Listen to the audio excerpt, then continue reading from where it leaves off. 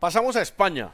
Cristóbal, ¿qué conclusión, si es que hay alguna conclusión, del partido empate 1-1 ante Irak? Son partidos en los que ya no se mete la pierna, en las que ya no se disputan los duelos, en las que se rota mucho la nómina, se desnaturaliza el juego y uno no sabe cuál es la real cara de algunos jugadores. ¿Qué conclusión nos deja España? No, para mí es un friendly game, es un partido amistoso claramente. Entonces, hay que pensar que el jugador a estas alturas de competición, de año, el que más y el que menos tiene 45 partidos en las piernas, los jugadores están reventados.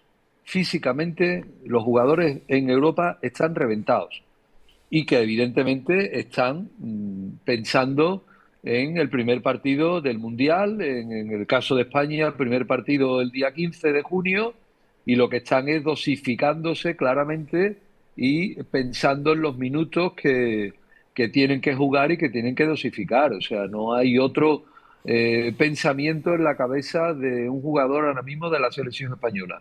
En cuanto al análisis del partido con Irak, Irak es la selección 56 en el ranking UEFA, es la selección 56 del mundo. España juega de local y en teoría tenía que haberle arrasado. Pero ves la alineación, debutaron jugadores que no están ni en la lista de 26 jugadores que se van a desplazar en las próximas horas a Estados Unidos y que, para mí, yo prefiero empatar 1-1 que ganar 5-0. Y algunos que me estarán escuchando estarán diciendo, el tío Soria se ha vuelto loco. No, no me he vuelto loco. Lo voy a explicar.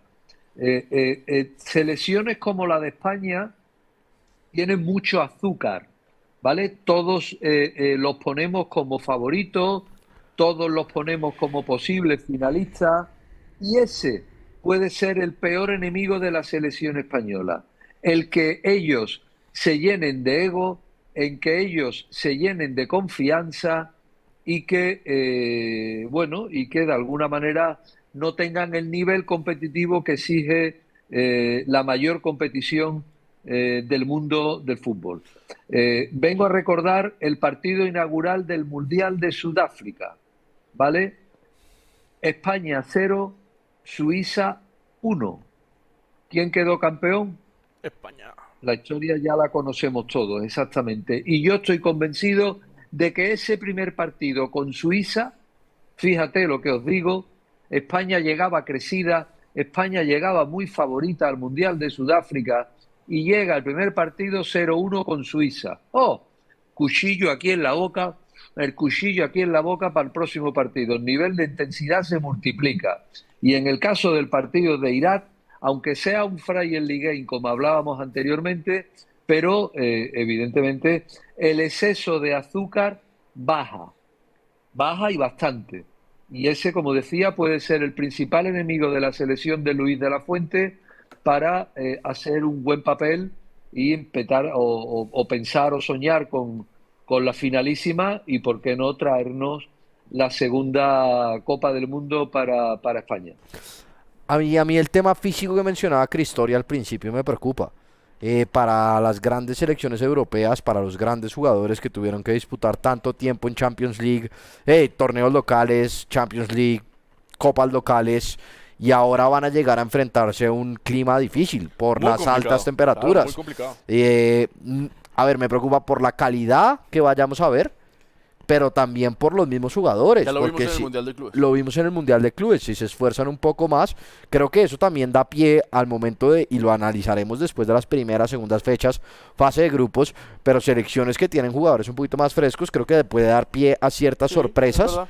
por la capacidad física de ciertos jugadores que están agotados física y Ahora, mentalmente. por eso cambió España, Lucho. Y por eso tengo una Y me pregunta. parece Sí, bueno lo que hágale. hizo España, Sí, bueno lo que claro. hizo España. Cambió y además sumó jugadores para que Por vayan fuera de la tomando lista. rodaje y demás. Y me parece interesante. Pero, Héctor, ¿qué cara mostró Mikel Merino, que es el segundo goleador del ciclo de Luis de la Fuente en la selección de España?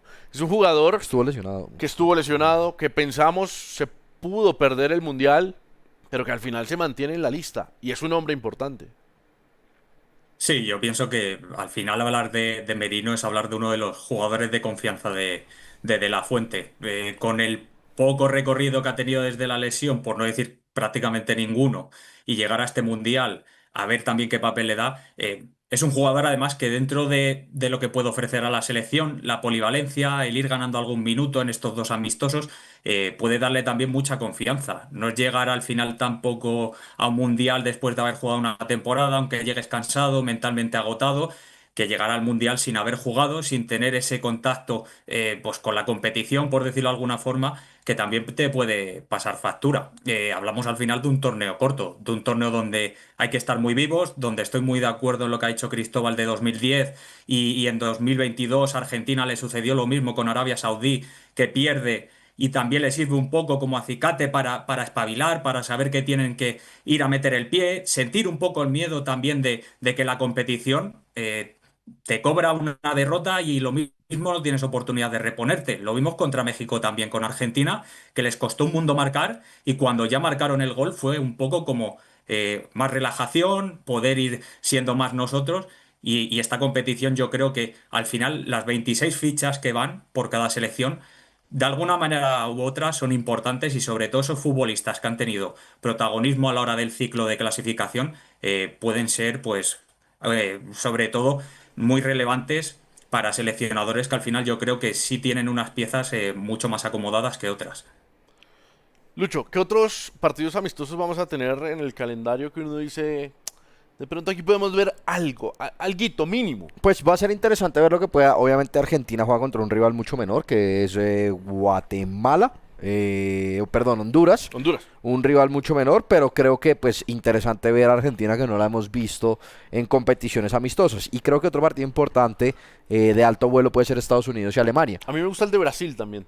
Contra Egipto. Brasil-Egipto. También interesante ver, sobre todo para, yo creo que más que nada en estos últimos partidos podemos empezar a divisar un poquito cómo va a ser la alineación titular de cada uno de los equipos. Seguramente lo veremos en Colombia, que tiene 10 días entre su último amistoso y su debut en la competición. Colombia que va a jugar este domingo ante Jordania. Jordania, Exacto. en San Diego, California. Y tendrá pues tiempo entre uno y otro y lo veremos con selecciones que tendrán tiempo entre uno y otro. Creo que los entrenadores en este último amistoso ya no rotan tanto la nómina, sobre todo al principio del partido o en el segundo tiempo, y nos permite ver un poquito más cómo van a formar en ese partido inicial. Ahora, también es cierto que esta Copa del Mundo, Andrés, es un poquito más permisiva que las anteriores. Usted una derrota en el primer partido, le pasó a España, le pasó a Argentina, pero antes era un riesgo mucho más grande usted perder el primer partido porque la probabilidad de no clasificar primero subía muchísimo más o incluso no clasificar en fase de grupos. Acá cuando pasan los mejores terceros, creo que también se abre un mundo de posibilidades Complicado. donde el primer partido no es fundamental, usted no es un desastre si usted no lo gana, siendo cualquier selección, siendo usted de las favoritas o de las no favoritas. Ahora, Carlos, pregunta. ¿Cómo están las condiciones, por lo menos en México? Hablo de condiciones climáticas, hablo de los terrenos de juego. Creo que los terrenos están mucho mejor que la duda que tenemos con los de Estados Unidos por el tema de la gramilla, los rollos que extiende FIFA sobre los terrenos de juego y demás. ¿Cómo son las condiciones hoy en México? ¿Con qué se van a encontrar selecciones que no están habituadas? Pues mira, condiciones climatológicas aquí en la Ciudad de México, justamente donde va a arrancar el Mundial, donde debuta Colombia y demás. Condiciones climatológicas, hemos tenido algo de tormentas eléctricas esta semana, déjenme decirles, que es algo que se presentó en el Mundial de Clubes, si recordarán muchos partidos se interrumpieron justamente por eso. Aquí se antoja un poco complicado que se llegue a eso, pero bueno, habrá lluvias y sobre todo en el sur de la ciudad, que es donde se encuentra el Estadio Ciudad de México, suele llover mucho por allá. Entonces, bueno, eso puede ser una, también dependiendo del horario, ¿no? Sabemos que, bueno, acá en la ciudad el arranque, el partido está pactado para la 1 de la tarde, obviamente habrá diferencia con el resto de los demás, ¿no? Pero bueno, eso por esa parte. En cuanto a las condiciones del campo, yo les diría que el Estadio Ciudad de México está implacable. La verdad es que tuve la oportunidad de ir todavía dentro de la competencia local aquí en México pues a conocerlo, a ver cómo quedó esta remodelación. La verdad es que lo veo bien, la verdad es que la cancha luce muy muy bien, en buenas condiciones, justo contrario a lo que vimos en Estados Unidos, también teniendo el parámetro del Mundial de Clubes y sabiendo pues este proceso que hizo la FIFA, ¿no? De un césped híbrido pues entre natural, ¿no? Y entre sintético, pero en general yo aseguro que aquí en México las canchas van a estar bien, insisto, en la Ciudad de México, pero también en Guadalajara y también en Monterrey.